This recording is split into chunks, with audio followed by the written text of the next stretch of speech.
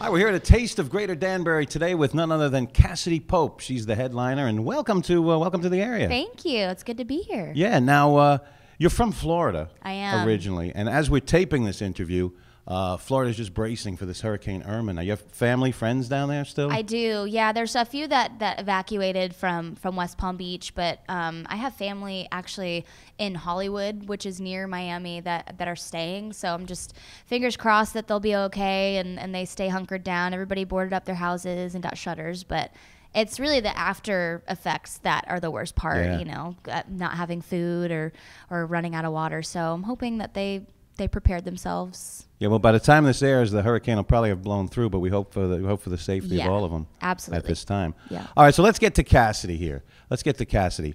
Rock band chick, you know, Hey Monday, album, tour, the whole bit. Then The Voice. Yeah. So first off, how was The Voice? What kind of an experience was that? It was insane. I actually, the way I looked at it before I did the show is that it was like the easy way out, just going on TV and getting exposure. But once I got on, it was the hardest thing I've ever done. I mean, you're working 7 days a week. The hours are insane. You're on television in front of millions of people, and it's very nerve-wracking. It was the scariest thing, but I will say it was also the most fun. So I'm very grateful for the experience, and I'm grateful that I chose Blake as my coach because that was Team a Blake. perfect fit. Yeah. And you were the first female winner of The Voice, season 3. Pretty cool. That is great. So where did the rock chick turned to the country chick? When did that happen? Did Blake have anything to do with that? He didn't, actually. I grew up singing country music, so that was my first genre that I loved. I covered a lot of Martina McBride and Faith Hill. So, and then in my teenage years, I went rock, and I had my band and toured a lot. And then on The Voice, I don't know, something just one week I was like, I really want to do a ballad, and I want to do something that's meaningful and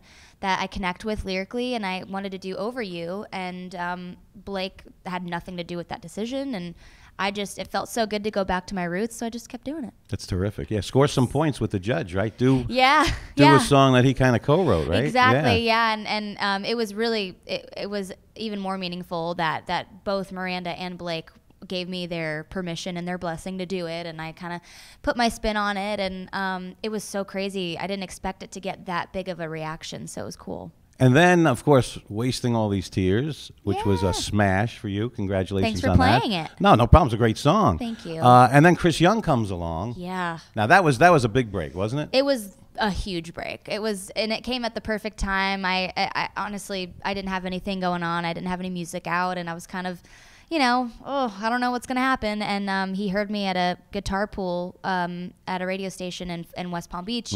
And from there, he just emailed me and said, hey, I have a song that I want you to sing on. Would you be interested? And then the rest is history. I mean, Grammy nominated. I know. It should have won.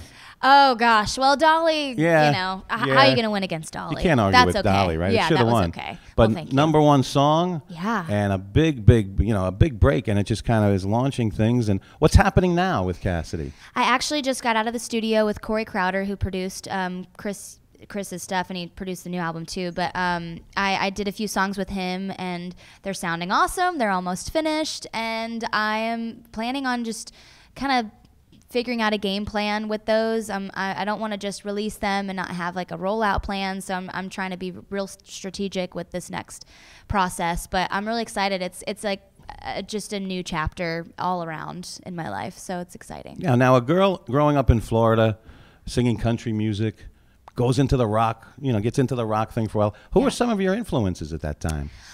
Rock-wise? Either one. Well, I've always loved Martina McBride, more vocally than anything. She's just a big belter, and I've always loved that. Faith Hill.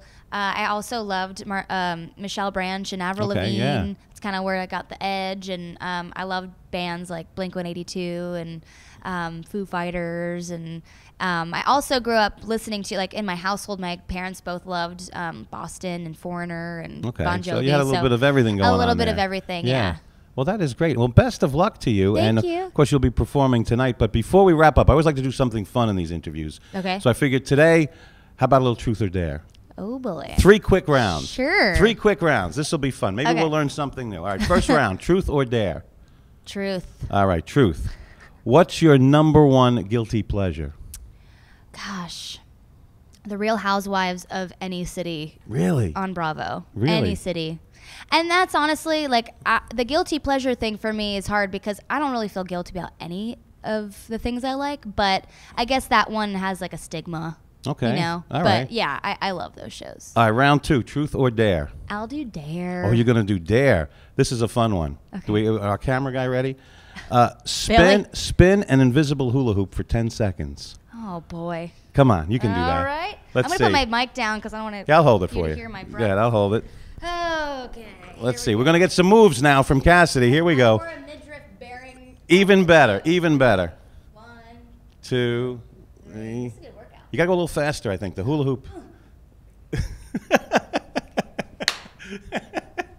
You're not going to see these dance moves on stage anywhere. You'll only see them here. All right? Great. Pull up your chair. Hoop and heels. Pull up your chair. Ugh. Here you go. Thanks a lot. That was great. Now you got your workout. You I got know. your little cardio going. Gosh, that's bad. I'm out of breath. All right, last round. Last round. Truth or dare? Truth. All right. Especially truth. after that. I got so many good truth questions here. Oh, I'm gonna do this one. What do most people think about you that's not true? Whoa. Oh. Oh man. What do people think? Okay. I don't know. One thing that people think about you that's not true. I mean, I've seen somebody said I was a lesbian a few years ago. That's not true. Okay. I thought you were going to get into you've seen somebody naked. I have seen somebody naked before. Any big country stars? Come on, one big country star. You've on tour with these people. No. No? Thankfully, Okay. it's been PG mostly. All right, I'm going to give you a Yeah. chance to end this thing with a dare, and this is a good dare. You're going to Okay. like this. Curse like a sailor for 10 seconds. Okay. Go ahead. Motherfucker, bitch, ass.